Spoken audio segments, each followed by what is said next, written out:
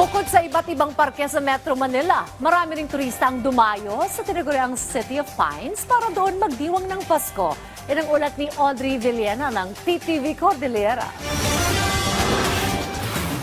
Umaga pa lang, tagsa na ang mga turista sa iba't ibang pasyalan sa City of Pines. Bukod kasi sa malamig na klima, perfect destination ang Baguio City para sa Christmas vacation.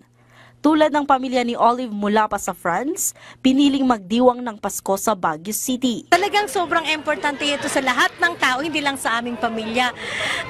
Katulad ngayon, gusto namin ma-experience yung Christmas dito kasi katulad niya galing kami ng France.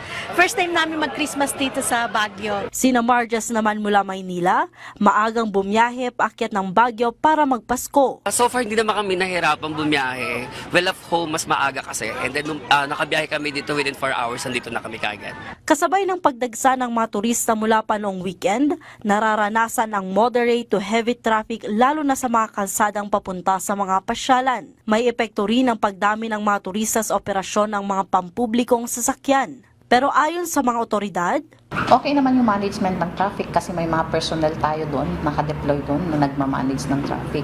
So, hindi naman nagkakaberya o nagkakaproblema sa pagmamanage ng traffic. Ayon sa Baguio City Police Office, higit 5,000 turista na ang pumunta sa iba't ibang pook pasyalan sa City of Pines ngayong araw lamang. Ang ilang mga turista na problema sa parking ng kanilang mga sasakyan.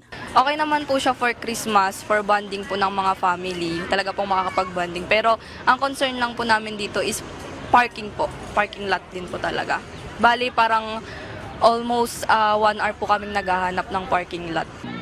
Sa pagdagsa ng mga tao sa mga pook pasyalan ng Baguio City tulad dito sa Burnham Park ngayong Pasko, muling pinapaalalahanan ng Baguio City Police Office na mag-ingat sa pagpasyal at ingatan ang mga sariling gamit.